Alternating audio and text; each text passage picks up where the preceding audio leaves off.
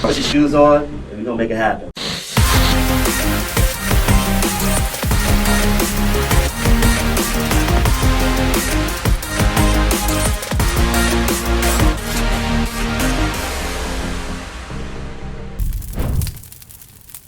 First podcast of the year.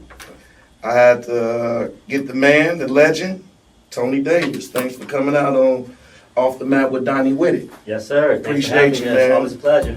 We just come off the camp. You showed some good stuff, man. Seemed like this is the thing you do now. What, doing camps and stuff like that? Is that what Tony Davis is doing now? What else he's doing? Man, Tony Davis has been a full-time elementary PE teacher for the past 15 years. Okay. And just promote True Fast, You First Wrestling. Okay. Summertime, wintertime. Okay. I mean, seemed like you had fun with the kids. Kids loved it. You brought I was in there for about 2, 3, 4 hours, and you come in, it's like a breath of fresh air. They moving and grooving, but again, that's what you do. That's what you bring to the table. Appreciate it. But let's start from the beginning, man.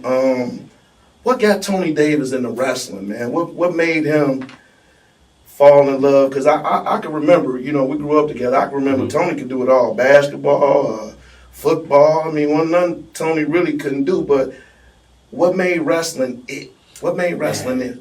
I think, you know, coming from the inner city of Chicago, then coming to Harvey, my uncles, Laymon and Raymond, they're the two that got me involved into wrestling. Right.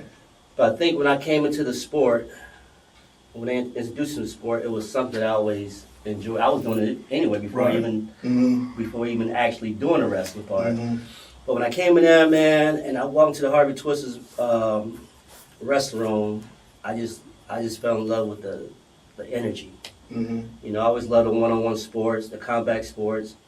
You know, as a young kid, I had a lot of aggression too. You know, a lot of anger. So it was a way for me to tunnel my energy without getting in trouble.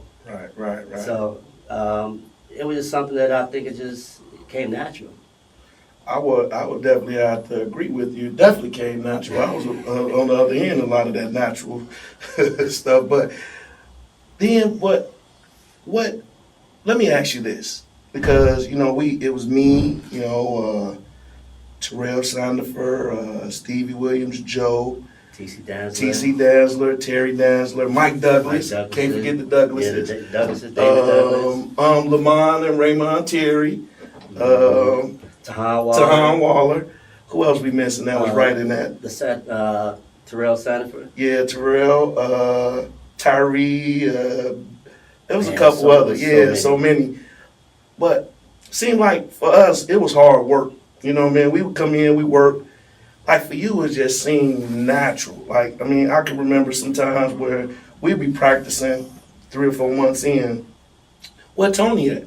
What Tony at? He ain't here. Next you know, you come in and it seemed like you didn't miss a beat. I mean, the technique, what was it? Was you doing things at home? I always wanted to ask you this too, man. I was wrestling on the streets. You had to, right? So you was practicing even on the streets, because I really like, people really don't understand really how good you were as a little bitty boy, man. Like, I just had my kids watching it's on YouTube, the IKWF finals in '91. Wow. Yeah. Oh man, you gotta go check it out. I mean, and you just went over some stuff in the camp that you just did, and when the kids came to me, you just did that. Wow. I mean, it was I didn't know it was on there. Yeah, you gotta check it out. I mean, it was like natural to you, man. Like, I mean, were you working all at home, or what was it? What made? I mean, God gifts, or what was it? I think it was growing up in the inner city of Chicago. I had to wrestle every day for my life. Right. You know, just going through the struggle of just walking from home to school, and getting to tussles and scuffles, and I mean, not being a joking side, but the toughness just came from surviving. Right. I mean. And what part of Chicago you grew up in? Southside Chicago, Inglewood. Where they do you no good. Inglewood up to no good. What they call it, the little kids right now call it O Block. O Block. They call it O Block. But that was your stomping grounds, right? I remember my old man coming to pick you up one time. I'll never forget. He said he in the alley. Man. Dude, you was jumping on mattresses and stuff, flipping. We put about 5, 6 national champions flip our way. No, to answer your question, Donnie, I think I was just blessed, man. Okay. I was truly blessed. I think another thing that kind of, I was surrounded around good people. Mm-hmm. You know, having you to train with and having, you know, coming in and watching all the other great wrestlers. I mean, it just became something that I fell in love with. Okay. And then my uncles, they used to take me to the basement and rough me up. Mm-hmm. So I think I was just just given the opportunity and just having some good guidance. Okay. But I think a lot of it really, I could say, is I just found my gift. I mean, I just got blessed. I was able to find that gift, and I just explored it, and I just tapped into it, and got me here today. I see that definitely. But let's fast forward a little bit.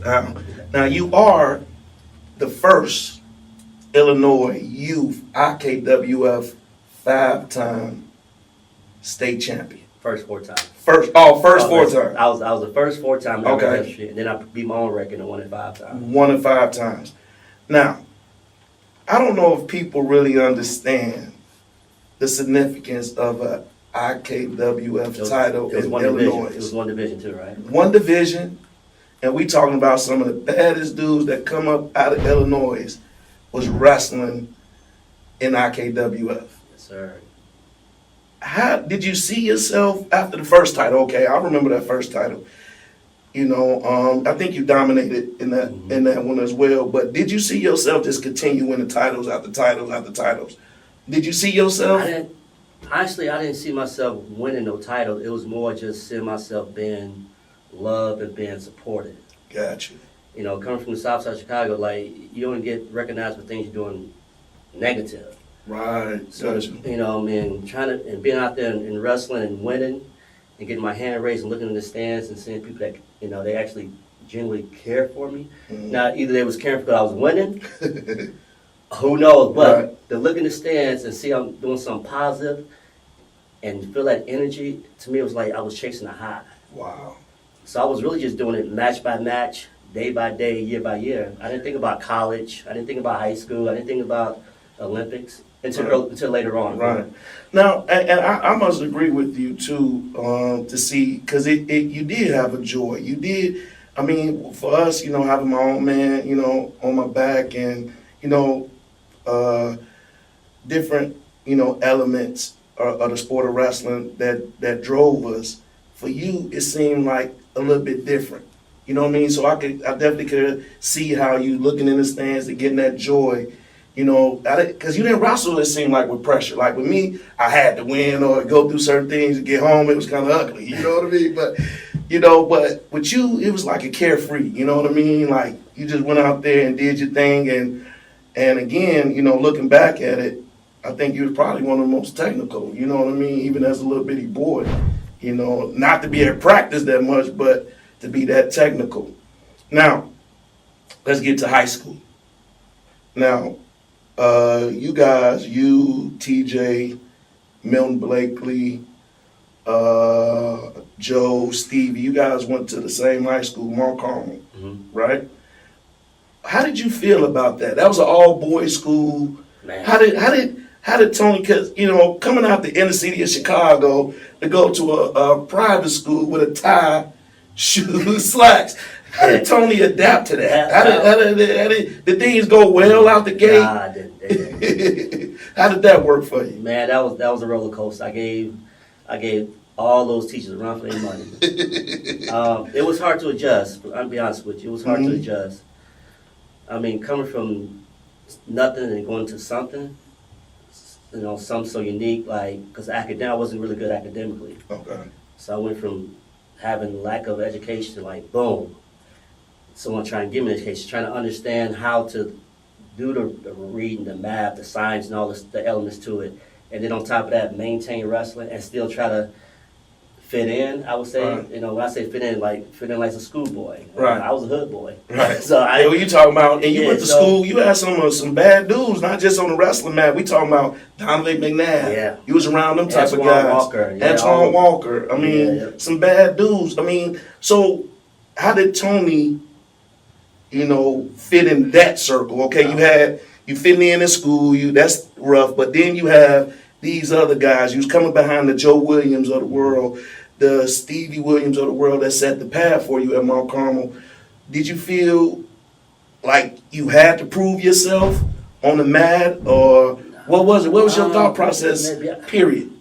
Being around those guys. I didn't feel no pressure because once I think everything just came natural. Mm-hmm. It wasn't the wrestling; it was more of the environment, the schooling of it. Okay. I think with because wrestling was always fun to me. Okay. I enjoyed doing it. It didn't seem like it was hard. It's like it was just like walking. Right. It didn't feel hard to me. So, and then having going in school with someone I knew, as far as like TJ, Blakely, Cassio Perot. Mm-hmm. So I Mr. Perot's though. Yeah, Jason Perot. I came back to the Twisters, man. Because you remember me and him used to have some legendary matches. Legendary matches. Then I had a hiatus from the Twisters. I come back, he in the room. I was mad as I don't know what. And then next, but he was, that was my dog. He was with different programs. Yeah, he was with Rich Township, I think, or something like that. Yeah, I used to we used to bump heads and, have some great battles. I think he brought the best out of me a lot, man. Yeah. Then to see him in the room, and you guys just tease me about that. that go, Jay, I bet you don't want to go to that circle. Jason Perot. Yeah, but so having the paroles and all that made it a little easier for you at school, huh? That made it a lot easier. Having TJ, my best friend at the time. But it still is my best friend, but I'm saying Milton Blakely, so it was still like, it felt like it was family. Okay, yeah. So it now was just wearing a suit, coat, and ties. And I was just used to wearing Jordan slacks and a t-shirt with holes in it. I mean, who knows? Right. I know. That's why I even as little, I was like, how Tony gonna do with it? I kind of think TJ could get with it, but Tony, Stevie, I don't know. Let's see how that works. But let's fast forward it. Okay, we in school. Mm-hmm. We fitting in. Now let's hit the wrestling room. We hit the wrestling room. You got legendary coach Bill Witt, man. How was that, man? This dude, Northern Iowa, I think national champion there. Didn't know that until afterwards. Didn't know that until afterwards? Did not know that until after I went to UNI. He never. Wow. I never said anything about it. Didn't know nothing about it. Didn't know he was a national champion. Didn't know. I always thought that you went there because of Bill Witt. I didn't know that until after I got there. Wow. Yeah. How ironic. That's crazy. Yeah. So how was that though? You had coming from at the time. Of course, you didn't know Quintroy Harrell, legendary Harvey Twisters coach, the man. Leaving Quint, how was it going with a Bill Witt? Was it different? How did he approach wrestling? Was it like Quint? Was he stern? What was it? That was once again. I think I was truly blessed to be in good people company. Okay. Because I went from one legendary coach to another legendary coach. Wow, how blessed. To another legendary coach. That don't happen too often. No. Mark Manning. Mark Manning. I went to, which is Jordan Burroughs. I got, like I said, when I said I was truly blessed, I was truly blessed to be aligned with good people.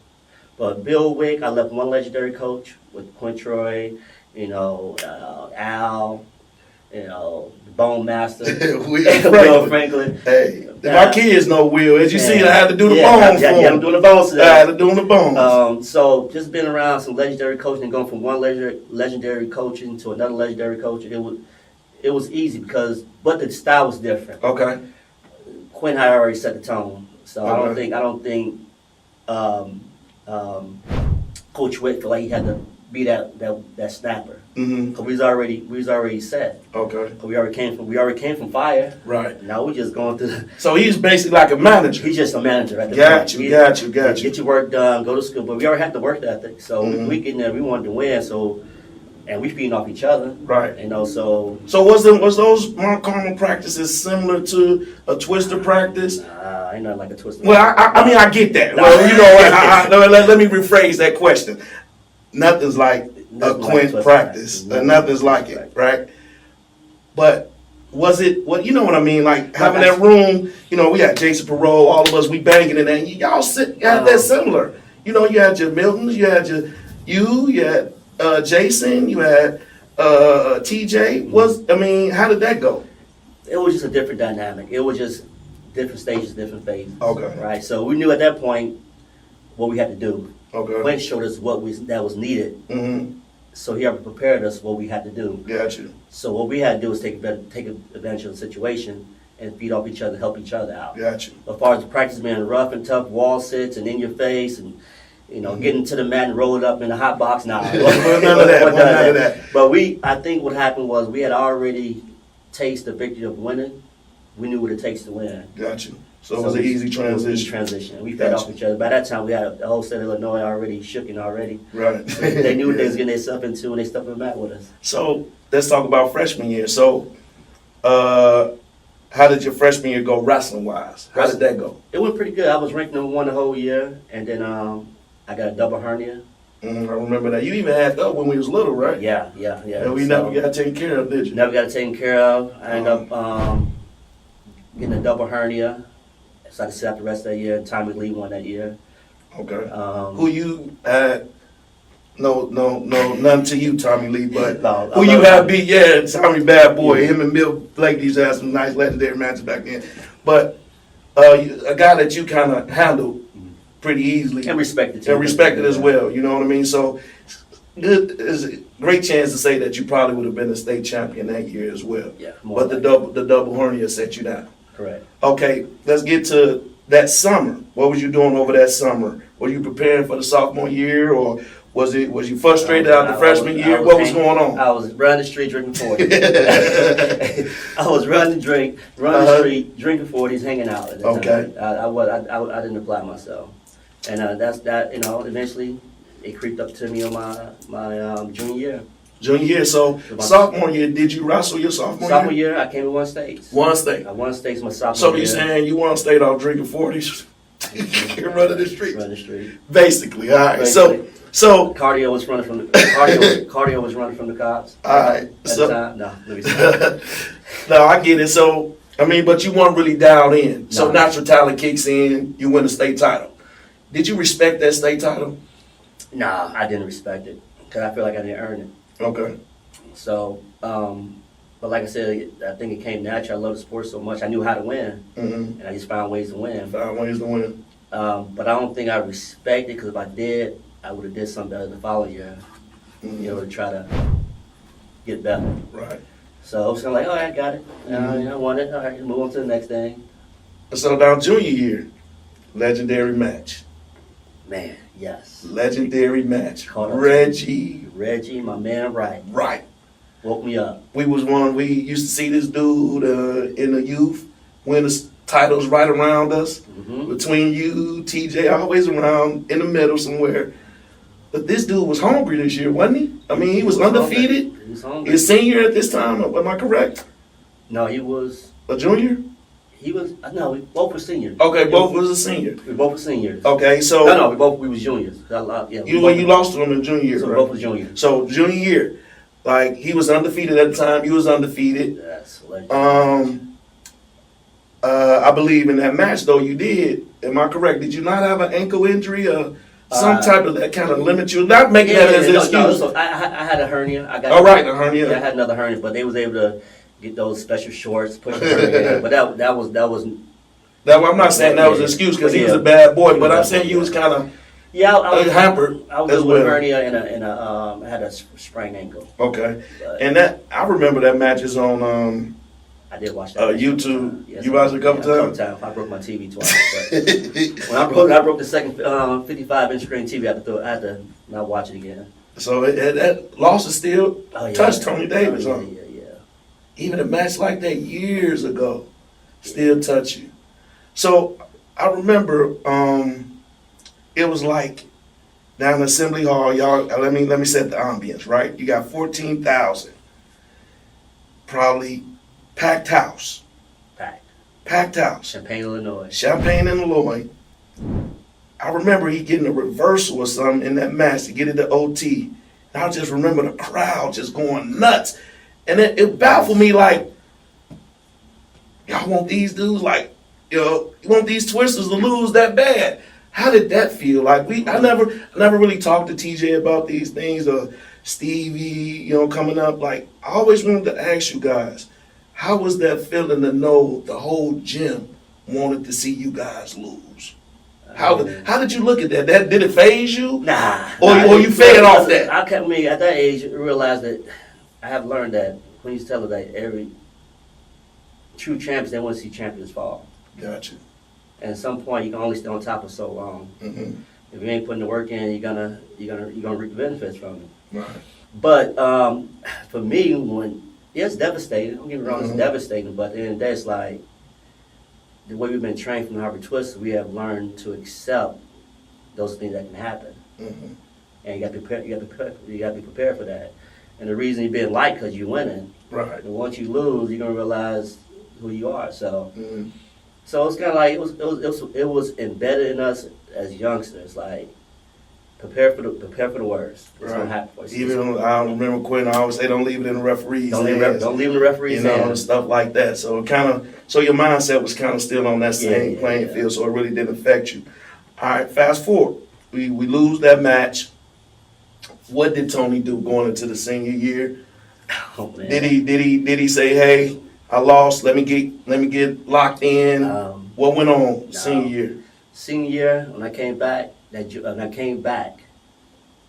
from the tournament that junior year, the next week I went to the locker, and they put a lock on my locker and said I was kicked out of school. What? Yeah, so I didn't wrestle at all my senior year. My junior year, they was waiting for me to get to the tournament in order to just let me know that they was going to release me. So they let you wrestle, Let me wrestle. but they ain't kicked you out. Yeah, I came back. Wow. The lock was on my locker. The lock was on your locker. Yeah. Wow, how did you feel about that? I mean, what did you feel about that? Did you feel used, or what? How did that feel? I mean, did that set you back mentally, or what was it? Well, now that I'm old, I realize it was something that was probably needed at the time. But when I was younger, I didn't realize it. I felt like I was being used, I was being neglected, I was being taken advantage of. But really, I put myself in that position in order for that to happen to me. Gotcha. I wasn't going to class. I wasn't, going to Saturday detentions. I had a lot of support. Don't get me wrong, I had a lot of support. From the school? From the school, from Bill Wick. I can't really say much bad about. I put myself in that situation. Gotcha. And once I was man enough to realize that, that's when I had to stop being angry. Gotcha. But it was something that was deserved. Now looking back at it, I think if I was doing everything right, things would have been different. Right. So we didn't wrestle our senior year. Now, what is Tony Davis? He's not wrestling at this time. What is Tony Davis doing? You know what I mean? The summer of my junior year? No, senior year. You got kicked out of school. Yeah, kicked out. So we got to go to the summer of the junior year. Okay. Leading up to the senior year. Gotcha. That's when things went crazy. Okay. Yeah, that's when Is that when the situation happened? a lot of situations happened. Yeah, that's when we was incarcerated. Yeah, that a lot of that happened. Okay. Getting shot. Right. Jumped on. I didn't recall. You had got shot. Forgot about that. In Chicago. Yeah. Was it in Inglewood? In Inglewood. Okay. We ain't gonna go down that road. Ain't got that much time. But coming off that, getting shot, going through those things, where you see yourself at this time? So that becomes my senior year. I was in the hospital my senior year for another incident. And then a coach from Iowa Central come down. Okay. And visit me in the hospital. Coach's name? Coach, my man went blank. It'll come to me. Iowa Central. He's coming to you. Yeah, my mind went blank right now. We've been doing session, but Iowa Central Community College. Okay. He come to see you in the hospital. Yeah. Okay. And how'd that go? Well, I mean, he came in there. It was kind of like he walked through the room. It was like a bright light. Okay. It was kind of like God gave me another chance. If I'm not mistaken, I think I was listening to the podcast. Shout out to Wrestling Saved My Life. Yes. The guy does a great podcast. He's the man. If I'm not mistaken, I think I heard in that podcast, Quint said that coach contacted him. Yes. Is that true? Yeah, they went down to contacted Quint, and I think Milton Blakely referred to my grandmother. Okay. My grandmother informed me where I lived at, because we didn't have any phone. No type of connection with it, right. Right. So. Mark Ostrander. Mark Ostrander was the head coach there. Okay. All right. And Iowa Central at this time had been doing some damage on the junior college. I mean, we had a few other twisters. Am I correct? Stevie Williams, Terrell Sandifer, them guys won some titles there. Yeah. And kind of left some records there, going undefeated. I think Stevie Williams had the fastest pen at national championship. I think Terrell was outstanding wrestler one year as well. So Iowa Central, and not just with those guys, were former Twisters. They were a powerhouse on the junior college level. Mm-hmm. So now going there, what was going on there? I mean, was the room okay? I mean, were you vibing with the team? The coach, how was everything going there? Because you did end up winning the national title there as well. Yeah. I think that was after my senior year in high school. That's when I kind of transitioned over. Okay. I think that's when the wheels started spinning. Started clicking. Okay. This is what I do. This is what I do. This is what I'm good at. If I don't do this, then this is gonna happen. Gotcha. So not to cut you off, most kids get to this point in life right here. Coming out of high school, kind of not knowing what they want to do, probably make some mistakes. What would you tell them?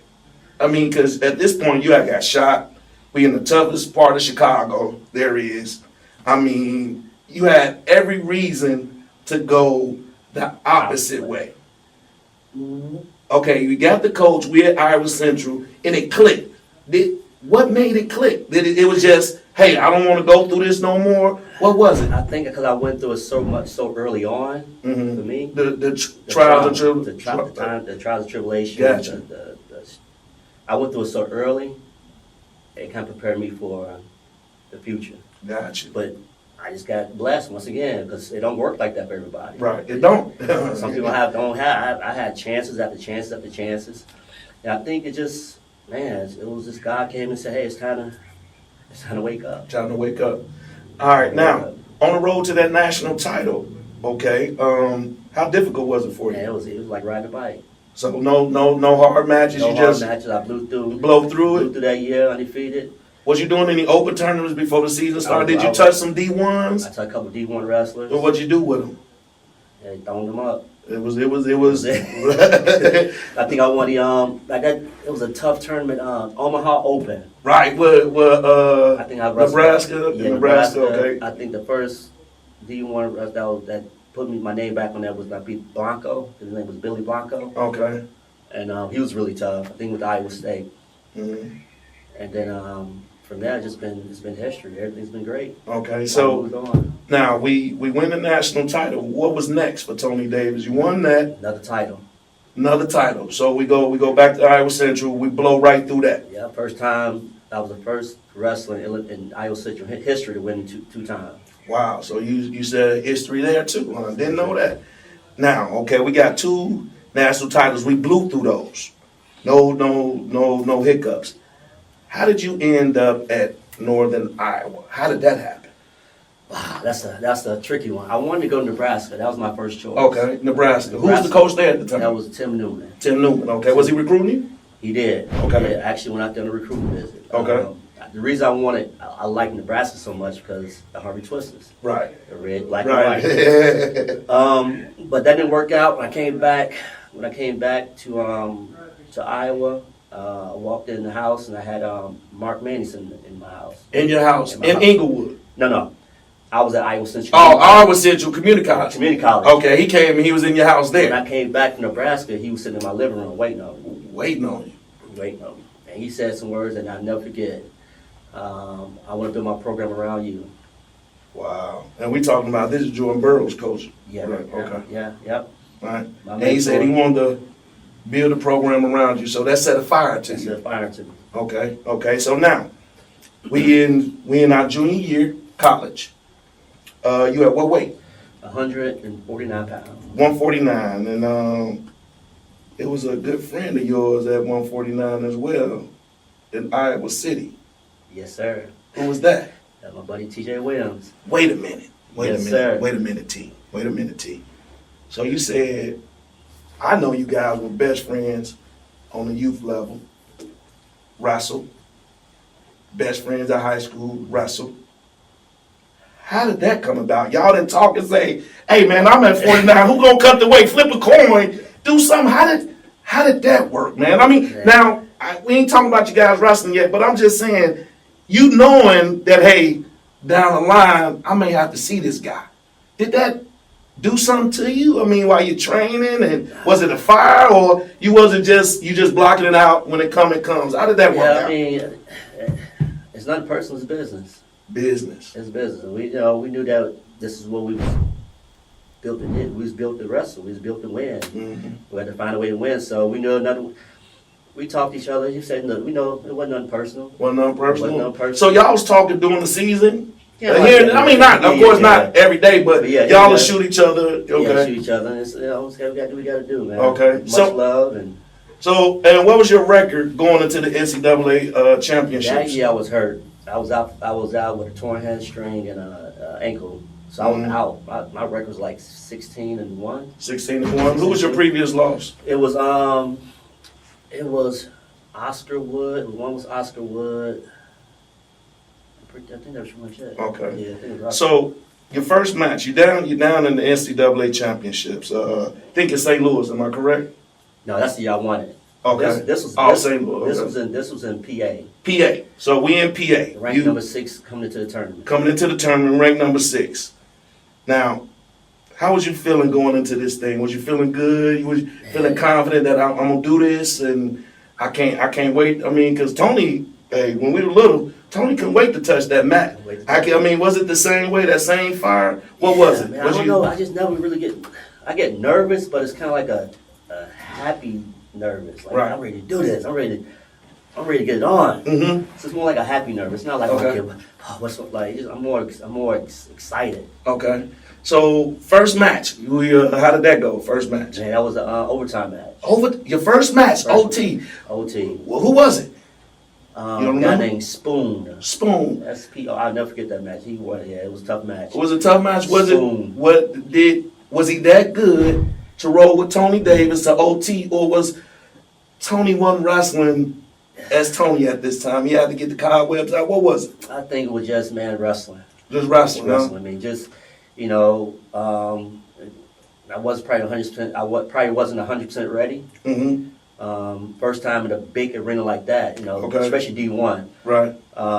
So more like maybe afraid of making a mistake. Making a mistake. So you was kind of hesitant. Yeah. Okay. Instead of wrestling, I didn't wrestle my style. I wrestled his style. Right. And that seems to happen. We looking at a few guys now, on the D1 level that I can see, that I watch, that I wonder why they not opening up. Why they not opening up? Is it because most of them are fearful for those mistakes? What do you think it is? I mean, what kind of? I think sometimes you go to different school and you start picking up different styles. Wow. And you stop forgetting you stop forgetting your style. Got you. And it happened with a lot of wrestlers, and those are the ones that be good and they'll be coming okay. Right. But I think a lot of that happened with a lot of wrestlers. They go to a different school, and they forget to keep wrestling their style. They start adapting to another style. Thank you. And it kind of changed up the situation a little bit. Okay. So after that first match, we get the cobwebs out. We go OT with Spoon. How did you feel going into that second match? Second match, I felt I was ready. Okay. I felt good. I think I got my weight down right. Mm-hmm. I was more comfortable. I think I was more ready. Okay, and you remember that match? I mean... Yeah, I think I had that match. I forgot who it was. I know it was, he was from Arizona. A brother, I can't remember, but he's from Arizona. Quincy. Okay, pretty tough? Yeah, he was pretty tough. Pretty tough. Real funky, real solid. Mm-hmm. But I pretty much handled the match pretty well. Okay, we got through him. Now we get to, what's this, the quarters? Quarters. What we looking like? I think I was wrestling a guy named Ryan Brohos. Mm-hmm. And yeah, I blew through that match pretty good. Okay, then we got semis. Then you got semis. I'm with the person I ended up wrestling, which is a great wrestler, he went to hard wrestler, strong, Adam Terapelli. I remember them guys. Are they from California? They from went to Illinois, right? Bad boy. It's some brothers, right? How many of those? 3 of them. 3 of them. Yeah, tough. Tough match, right? Tough match. And tough wrestlers. Okay, you got through that one. Got through that one. Now. We're in the finals. You look over. You look at the bracket. Who you see? My boy TJ. What's going through your mind, T? He got to go down, baby. He got to go down. He got to go down. Either it's him or me.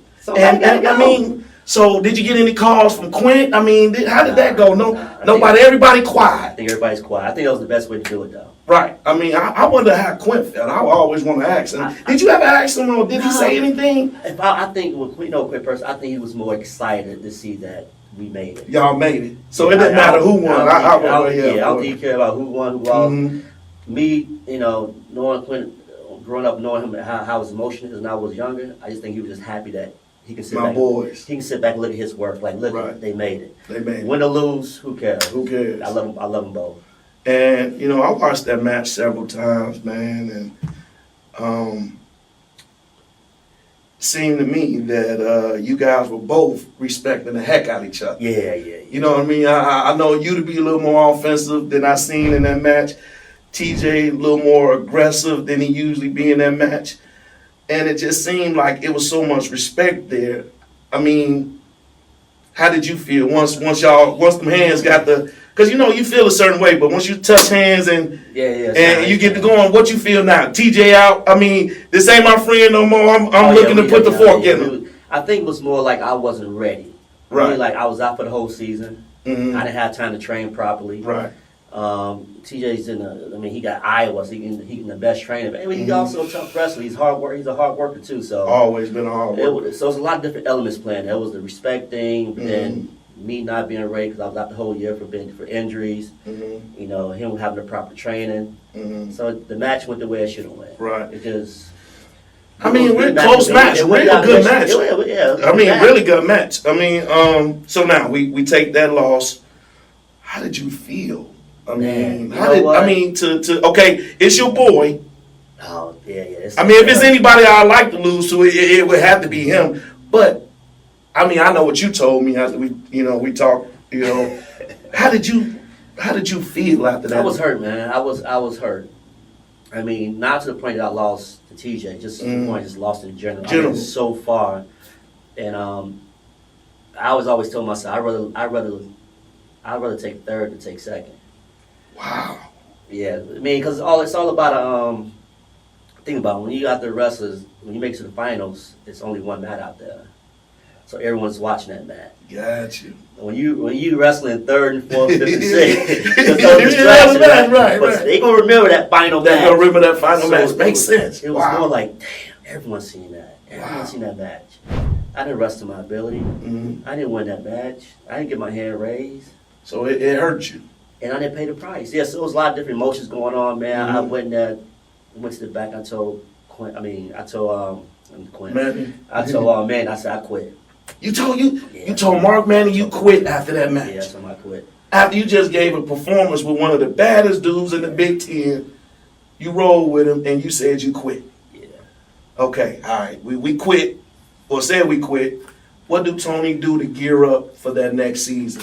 How did that loss affect you? You had to give it some time.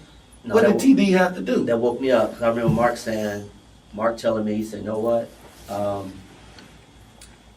You can at least give me one more practice, because I didn't quit on you, I quit on me. Whoa. And from there. Manny didn't say that, did he? Yeah. Whoa. That's why that dude's something special, he's man. He's a special man. Whoa. He said that. I didn't quit on you. So that touched the heart, didn't it? That touched the heart. Okay, so he tells you this.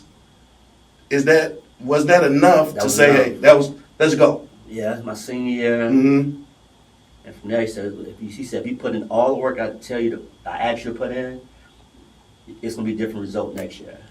So you go into that season. I'm going to every morning practices. You're not late. I ain't late. I'm on time. No 40s. No 40s. What about the girls? I had to cut that out a little bit. You cut the girls out too? Just a little bit. Just a little bit. All right, so we locked in. I'm locked in. We locked in. How's the season going? Man, season's going great, man. Okay. Winning my matches, blowing them out. And I get to that last duel of the season. With Reggie White. You got Oklahoma State, Northern Iowa in the duel. The last duel meet. So this the first time you see Reggie Wright since the loss in high school state. No, I saw him again in junior college. Oh, I didn't know. Oh, so you saw him again in junior college. And How did that go? Overtime match again. OT? But you got that one. No, he got it. He got it again. Yeah. Whoa! He had my numbers the last 3 times. So Reggie Wright, I didn't know that. Yeah. Reggie Wright got you in junior college. I got the title. All right, so but you got the title. I got the title. All right, so now we got the last dual match, senior year. We got Reggie Wright. You've been training your butt off. You Mark Manning got you locked in. I'm locked in. You locked and loaded. Locked you got in. Reggie. How you feeling? You gotta want this match. The TD, I know you fiending for this match, man. I was so hungry for that match. How did that match go? He just knew my cards, man. He just knew how to. He knew I came out aggressive. He just knew how to get his hips down, pivot. He stopped me from scoring like 4 or 5 times. Then my morale went down. Your morale went down. Yeah. So. Tony Davis. All right, fellas. Oh yeah, it happened. So if Tony Davis' morale went down, you're human. You're human. All right, so we lose that match. Yeah, we lose that match in overtime. We lose that match. I go tell the locker room up. You tell the locker room up. And so we lost that match. He's at Oklahoma State. Of course, he's got to be feeling good. What was the record at that time? What was your record at that time? I was undefeated. So you was undefeated. That was my only loss that whole year. The whole year, that was your only loss. Wow. So, all right, fast forward. We get to the NCAA championships. After that loss, I know that have to be, maybe that could have been a good thing. What were you thinking? What were you thinking at this time? Because you're back in the NCAA championships. Now you in St. Louis, a little closer to the crib. And I remember Quentin them probably took about 30 twisters up there. Boy, it was red sea in one section. So I remember that. So you down, you're in St. Louis. You had the loss with Reggie. Did you get any words from Quint? Did you talk to him after that match? Or I was locked in. I ain't talking to nobody. Nobody. You ain't need to talk to the Wizard. You ain't need none of that. Okay. I needed straight TD focus time. I kind of became selfish. Okay. I went through a dark tunnel. I just kind of focused on me. Okay. I ain't talking to nobody. So you went down that yellow brick road. Yellow brick road. Shut everything down. So first match, who we got? Do you remember? Or do you remember the match? Maybe not the name. Yeah, I blew through all the matches. Okay, so the first one to the finals. You blew through that one. Second one, blew through that one. You hungry? Semis, nothing. So who do we got in the finals? Who's in the semi? Our semifinal was Jared Lawrence. That's what I thought. Yeah, I seen that match. I was about to wait. I was about to tell you. That was a tough match. Man, he made you pull out. Man, that was a match, bro. Jared Lawrence, man, he was the one that he worked me out. Bro, that was a match. Much more respect, Jared. Yeah, I was looking at that. I was watching that match maybe about 3 months ago. And I was like, damn, he was on you, and yeah. But you do what T do. Find a way. Find a way. I mean, like water. I called you water, bro. I gotta find a way. Yeah, he's hard to grab water, but And we had 3-4 national champions now. That's what I keep. Yeah. Adam Trepinelli, you have to. That's what I'm saying. Yeah. And then you had TJ the year before. So I mean, that was one of the. Like I said, like I mentioned in the camp. Wow. Yeah, like I mentioned in the camp, for you to win that bracket with all them dogs in there, that was something to say. You know, we don't look at. All we look at is the national champions, but I look at what you had to go through to get there. I don't know too many NCAA champions that had to go through at least 3 or 4. Yeah. Eventually national champions, man. That's something to talk about. That's why I say you're one of the best that done it, man. You know, because that takes a lot. I mean, to mentally gear up for those matches and perform, and then have to come right back and do it. You know, that's tough, man. So we got this. Who in the finals again? We have Adam Terpelli. Adam Terpelli, the one that gave you a match before. Yeah, that was the semifinal. That was December the year before. Now, how did that match go? Was that a tough one? That was a tough match. It went to double overtime. Double overtime. Double overtime. And was you? I mean, to me, watching that match, it didn't look like you was even in that double OT. I didn't see no worry. I didn't feel. I didn't wrestle the match I should have wrestled, but I didn't feel like I I haven't lost a match. I Right, felt like I was right, out of yeah. control. I felt like I was still controlling. Still, yeah, it seemed that way. You know, the way your movement, even how you got that takedown. I think he was pressing more. It seemed like that's why you was able to counter him at the end. But now, win that national title, you got over the hump. What is Tony thinking about now at this point? Senior year, you got the job done, got them hands raised, feeling good.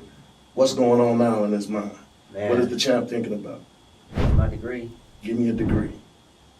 Getting my degree and starting to build my future. So, And wrestling too. I mean, it just, at this point, I just feel like I was okay where I was at. okay. I mean, I didn't have a hunger to go to the next level. Did I do it? Yeah. Was I okay? Did I do a good job? But I think by that time the fire was kind of Simmering. Yeah, I had 2 kids around that time to take care of, and it was time to put that bread in my pocket. Count the money now. Yeah, But we did make a run at the Olympics, though, right? Yeah, we did. The same year, fellow teammate Joe Williams made the Olympic team. Mm-hmm. That was another thing I remember. A whole bunch of Twisters going to the Olympic trials. You had yourself, TJ, there, Joe, Dazzler. TC. No. Was it TC one there? Was it? It was TC. TC. Yeah, TC. No, was he there? I don't know. I don't think so. That year. Okay. 2004. I don't know. But I do remember Joe was there, of course. TJ was there, of course. You, I want to say, maybe it was T. I think it was. I think it was for you guys. So, you're making a hell of a run in another tough-ass bracket. Well, what happened with that situation, I was down a weight class the whole year. Okay. So by that time I was 145 pounds, and it went from 145 to 163. So a week before that, I just changed my mind and I decided to go up a weight because I had a hard time making it. It was that big old gap. Big gap from 63 to 45. Right, that's why they changed it. Yeah. Okay. So really, I was probably weighing 160 something wrestling that tournament. Wow. 61. So you're basically underweight. Pretty much. And we make it to the semis, right? Quarters. And we have Mr. Ware, right? Well, who do we have? I wrestled national champion for Matt Lackey. Matt Lackey. I think he won at 165 from Illinois. Right, he was a bad boy. Bad boy, yeah. Wait, he went to school at where? University of Illinois? Or was it? Okay. Yeah, but he's from Illinois, right? Right, I think so. I don't remember that name. He's from Illinois, yeah. But I do remember he's a bad boy. You knocked him off. Knocked him off. Now you got who? I got Joe Heskett. Joe Heskett. Big boy. Big boy. Big boy. Who used to wrestle Joe Williams at my wrestle? Yeah. Am I right? Yeah. Right. You had Joe. How did that go? It wasn't. No, I didn't win the match, but it wasn't like I got beat up on. Mm-hmm. I can definitely feel that I was too small for the weight class. Too small for the weight class. Too small for the weight class, but it was a good run. It was a good experience. But I definitely felt that I was too small for that weight class. Too small for the weight class. So now we made that run. Now's the time to put the shoes in the middle of the mat. Yeah, it's time to put. Well, I didn't do that, but I put them in my locker. I put them in the locker. Yeah, so I decided to just start shoot fast, shoot first wrestling. Mm-hmm. I had my degree in K through 12 education. Okay. So what I started doing now, I went to. I helped out at University of Nebraska. Right, you was a assistant coach with Manny or something? I was a club coach at the time. Club coach, I was okay. competing. Okay. And so I was a club coach there for maybe like 4 or 5 years. Mm-hmm. And then left there and then took a job at NC State. Was you there when Jordan Burroughs was there? No. Okay. But I did come back and help out doing camps. Okay. Summer camps, we rolling out around. Okay. Around a lot. I mean, did you have a relationship with that guy? Yeah. I mean. Okay. Yeah. I mean, did y'all ever touch the mat? Yeah, we did touch the mat. Y'all touched the mat? Touched the mat. Did he get the double on you? Yeah, but I got the cradle. You got the cradle? JJ, you listen, I got the cradle. But I don't know. I mean, I always want to. I walked away from it. You walked away from it. But, I mean, no. when you roll with that guy, I mean, did you know something about him then? Oh, yeah, I knew he was a phenom. You knew it then. You know that this guy was something special, right? He loved to win. Loved to win and compete. Yeah. I mean, because again, I don't know how this guy does it, man. I mean, the hate again. I know you could kind of relate. Mm-hmm. The hate that this guy gets for being just the most dominant wrestler that we have seen. Everyone wants to see a champion fall. That's the way it goes. I guess. And I mean, this guy just keeps coming back. He's on the LeBron kind of thing to me. I'm wondering, JB, you spend $1 million on your body or something? I don't know, man. Because, I mean, for this guy to go out and compete like he's doing, I mean, what do you think about that? I mean...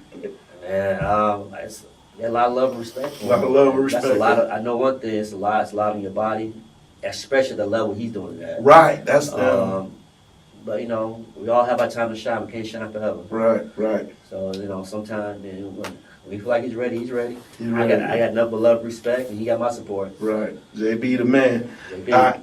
Now, what do you think, you still around wrestling, you going across the country doing shoot fast, shoot first wrestling. All right, y'all see that? Reach out to www.TonyDavisWrestling.com. Get them in your room. Yes, you won't be let down. Now, let's talk about wrestling where we is today. Before closing out, we get out of here. Okay. I mean, you go around the country. Are you impressed with where we are, where wrestling is today, or do you think it's some more things that could be done? I mean, I hear a few talk about that we should wrestle freestyle more, or what do you think the state of wrestling is in Tony Davis' eyes? I think we have fallen behind a little bit, but then we kind of catching up a little bit. Okay. Certain individuals. I think now we are getting more exposed to they starting freestyle early. It's kind of helping out. I think we should have been doing that, but it's pros and cons to it. Right. Sometimes having a collegiate foundation help you with a stronger freestyle foundation. So you know what I mean? Just all I know is this: we got to continue to build. Yeah, I mean, for what that China, Japan, what they did to us, that was ugly. I mean, they come out of nowhere. So I mean, and that's all freestyle, right? Right. Yeah. So, I don't know. We got to look at what's going on, man. We got to look at what's going on. So you think we're a little behind, huh? I think we're a little behind. We have came a long way. Of course, I agree with that. We are still, especially with our female wrestlers. Wow. We have came a long way, but I think we have a little more we can do. Okay, but a little more we can do. Yeah, but I'm definitely excited and supporting our wrestling team. We're doing a good job, I think. But we can do a little bit more. Okay. A lot more. Now, one more question. I mean, do you keep up with any former Twisters that's wrestling now? Maybe like the Nasir Baileys, I think. Do you keep maybe not in touch, but do you watch the guy? Yeah, watch him. He's a freak. Yeah, he's phenom. Yeah, what do you think about this kid? I think he has a bright future if he continues to stay hungry and stay humble. But we all have a light within us, but we never know when it goes dull, when it burns out.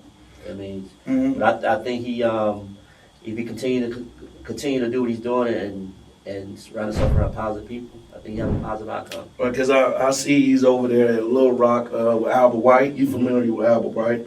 Former one of the best Twisters too. Yes. So I think they're doing some good things over there at Little Rock. Now, before we get out of here, Tony Davis has kids. Yes, on top of kids. On top of kids.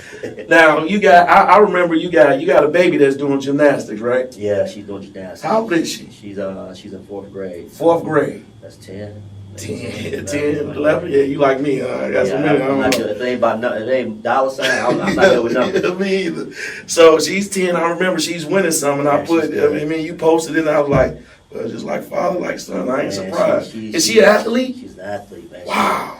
She's a phenom. Just come natural. Similar to you, huh? Yes. She's how's she loving it? She loves it. I ain't gotta force her. I don't force her. I just let her do her thing. Okay, and her name? What's her name? Her name is Mia Davis. Mia Davis. Be looking out. Look out, Mia Davis. In a couple years up there with Gabby Douglas and some other. Right. I wouldn't doubt it. And you got how many more? I have 3 other ones, but they're older. Older, okay. Yeah, she's the last of the. She last of the Mohicans, huh? Clip, snip, burn, twist, turn. No more for Coach Davis. Right, got you. Well, man, it's been a pleasure, man. I thank you for coming out, dropping some of the TD on some of my kids, man. It's always a pleasure, man, to see you doing well and striving. But I couldn't do this podcast without having Tony Davis as my first podcast. Wow. Thank you again, man. You always do the first. You're always the first. So, why stop now? Why stop now? Yeah, so, first episode of the podcast, Off the Map with Donny Witted. Thank you guys for tuning in. Appreciate you. Get the shoot fast, shoot first. You gotta have it back. You gotta have it back. Gotta get it. Y'all, we definitely gonna have you back every year, baby. Yes, sir. Every year we gonna touch down. Much love and respect. All right.